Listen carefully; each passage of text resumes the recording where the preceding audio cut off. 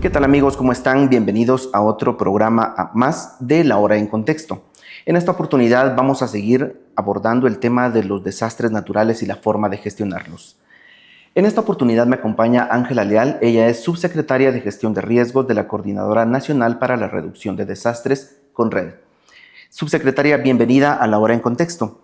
Estamos acá para hablar un poco del tema de los desastres naturales y cómo gestionarlos.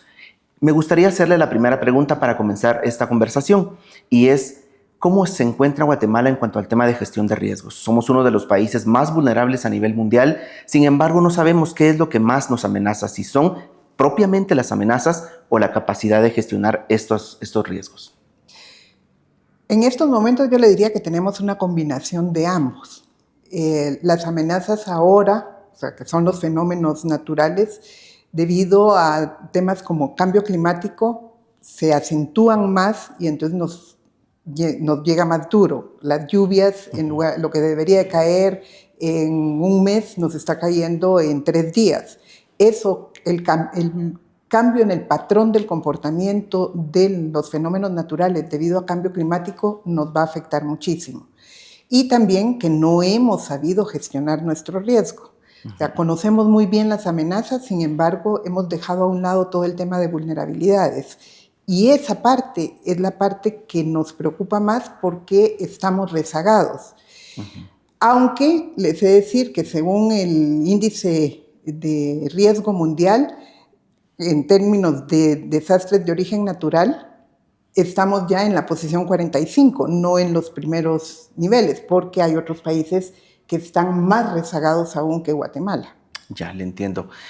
Digamos entonces, ¿cómo cree usted que ha evolucionado esta capacidad de gestionar los riesgos en los últimos años? Creo que no evolucionó. Creo que al contrario, tuvimos una involución. Creo que nos centramos mucho en únicamente atender las emergencias y no en reducir el riesgo. Y la factura para el país va a ser muy cara. Eso es parte de esta factura que usted menciona, por ejemplo, es el hundimiento en la carretera Palín-Escuintla. ¿Cree usted que esto se pudo haber evitado, por ejemplo, haciendo evaluaciones de riesgo más tempranamente?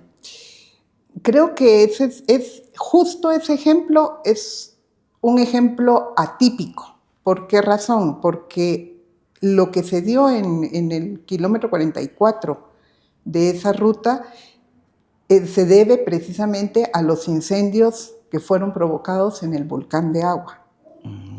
Entonces, todo el remanente que quedó, todo ese material que quedó de la quema que se dio por el incendio, con las primeras lluvias debido precisamente a la cantidad de precipitación de agua, eso fue lo que hizo que colapsara el túnel en ese punto.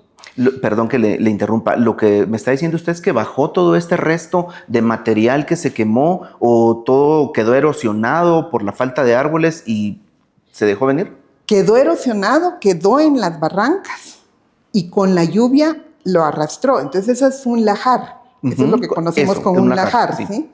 Los lajares en el volcán de Agua son precisamente por sedimentos que hay en el volcán. Los sedimentos que había fueron producto de los incendios que se dieron este año. El incendio que nosotros vimos desde aquí, desde Ciudad Guatemala, cómo se estaba quemando el volcán. Esos sedimentos fueron los que fueron arrastrados y eso fue lo que no permitió que pasara, porque venía con mucha fuerza, no logró pasar por la luz del tubo que estaba en ese punto precisamente. Entonces el efecto fue un efecto concatenado, no fue un efecto en sí, no es que no tuviera todo el mantenimiento necesario. Posiblemente sí, había un aspecto de mantenimiento, pero también hubo un aspecto de un incendio que fue provocado, genera un problema mucho más serio para todos. Y digamos, este tema le interesa mucho a nuestra audiencia. ¿Esto fue inevitable entonces? ¿No se podía hacer nada? O hablando de prevención, entonces la respuesta es: no hubieran incendiado, pero ocurrido ya el incendio, ¿pudo haberse evitado de alguna forma que estos lajares dañaran esta parte de la ruta? Posiblemente sí podíamos haberlo trabajado si se hubiera podido dar, digamos, el tema de por dónde pueden venir las escorrentías y entonces poder poner cierto tipo de barreras que permitieran que contuvieran lo que no sabíamos era por dónde se iba a dar. Entonces es muy difícil cuando además se tenían que atender más incendios, se tenían que empezar a atender las lluvias. O sea, primero la atención de todos los incendios. Tuvimos alrededor de 2.160 incendios forestales, que son una gran cantidad. Sí. O sea, el volcán de agua no fue el único. Sabíamos que teníamos un problema ahí, hay toda una mesa de recuperación establecida para poder hacerlo, pero al mismo tiempo empezamos a trabajar en la atención de las emergencias por lluvias, en donde tenemos a Santa Rosa y Jutiapa como los departamentos más afectados por inundaciones. Entonces se está volviendo muy complejo. O sea, ¿sí podíamos haber hecho algo? Sí. De hecho, si efectivamente desde hace años estuviéramos trabajando más en la prevención y en la reducción de riesgo, posiblemente ahorita podríamos haber tenido una mejor respuesta. ¿Hacen falta recursos? ¿Hacen falta más personal? ¿Cómo está Conred en el tema de gestión de riesgos actualmente?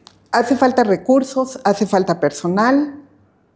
Tenemos una gran ventaja ahorita, que tenemos un gran respaldo a nivel de los tomadores de decisión. Presidencia de la República nos respalda muchísimo en la Secretaría Ejecutiva de Conred. Lo que necesitamos es afinar más el sistema y que cada uno de los ministerios sepa qué es lo que le corresponde hacer y cómo poder articularse y apoyar mejor, y cómo poder trabajar todo el tema de prevención. Recordémonos que estamos en el primer año de gobierno, y entonces ese cambio de estafeta también está resultando muy complicado, porque encontramos todas las instituciones muy deterioradas, muy demeritadas y con mucha dificultad para poder operar. ¿Se está trabajando en ese sentido? ¿Hay reuniones con los ministerios? ¿Se están tratando de afinar estos puntos para pues, hacer del sistema de prevención, al final de cuentas, como se dice, con Red Somos Todos, para afinar esto? ¿Se está haciendo algo? Sí, se está haciendo desde el nivel local hasta el nivel más alto. O sea, hemos tenido reuniones con Presidencia de la República, con distintos miembros del equipo de Presidencia de la República, con los ministerios. Estamos teniendo distintas reuniones a distintos niveles, con tomadores de decisión y con técnicos, para que entonces podamos estar hablando el mismo idioma. Lo que pasa es que estamos haciéndolo a marchas forzadas porque al mismo tiempo hay que estar atendiendo las emergencias. Bien, siguiendo con este tema y a propósito de lo que nos habla usted de que se está trabajando con diversos sectores desde los niveles de abajo hasta pues, niveles de tomadores de decisión, hace unos días pues venía acá el exsecretario de Conred, el señor Alejandro Maldonado, y él decía que a su juicio se ha descuidado también el tema de los sistemas de alerta temprana. Hablamos, recuerdo, en esa ocasión del tema del volcán de fuego, pero ¿cómo ha visto usted que está funcionando este sistema de alertas y qué se está haciendo para evitar que personas puedan fallecer? Bueno, tenemos una gran ventaja ahorita en el país, y es que Guatemala fue seleccionado dentro del sistema de Naciones Unidas, en la oficina que trabaja el tema de reducción de riesgo de desastres de Naciones Unidas, eligió a Guatemala como uno de los países para poder establecer el sistema de alerta temprana para todos. Entonces, ahorita tenemos un respaldo político, técnico y financiero para poder levantar el sistema de alerta temprana ante las diversas amenazas que hay en el país. Entonces estamos hablando de volcanes, estamos hablando de ríos, estamos hablando de sismos, estamos hablando de otro tipo de eventos hidrometeorológicos. O sea, ahorita estamos precisamente, antes de entrar estaba enviando el mensaje que hoy mando ya el visto bueno para el plan de financiamiento para todo este tema. Entonces sí vamos a lograr establecer nuevamente todos estos sistemas que son tan oportunos y tan necesarios para la población. Ya estamos casi finalizando, pero es decir, ¿estaban descuidados estos sistemas de alerta temprana según lo que han podido establecer? Yo le diría que unos estaban descuidados y otros estaban muy reducidos, y hay algunos otros que están muy bien. El volcán Santiaguito está muy bien monitoreado porque ahí tuvimos cooperación de una organización no gubernamental que precisamente al ver el tema tan importante de sistemas de alerta temprana estableció todo un sistema de monitoreo en el Santiaguito. Entonces pareciera como que no los hemos descuidado unos como país, pero no. Tenemos algunos que están siendo bien monitoreados. El volcán de Fuego también está siendo bien monitoreado. Ahí fue Cooperación Japonesa quien estuvo presente y que seguimos estableciéndolo, y ahorita lo que estamos es impulsando. Bien, bueno, ya prácticamente hemos llegado al final de La Hora en Contexto. Si usted gusta, de manera muy breve, porque creo que también le interesa a la audiencia, es ¿cómo esperan la segunda parte del invierno? ¿Hay preocupación? Hay preocupación porque justo ahorita estamos en la época de canícula y lo que estamos transitando de la época neutra a efecto de la Niña. Y la Niña lo que nos genera es mucha agua. El huracán Mitch fue durante una época de Niña, Claro. Stan fue Niña, Eta y Iota fue Niña. Entonces creemos que sí va a haber muchísima agua, y eso nos preocupa mucho por las condiciones de susceptibilidad que tenemos en el país. Bueno, pues estaremos atentos y muy alertas al trabajo que haga Conred para difundirlo a través de todas nuestras plataformas. Muchas gracias, subsecretaria, por habernos acompañado en este episodio más de La Hora en Contexto. A ustedes, amigos, estén atentos para más entregas como esta acá en La Hora.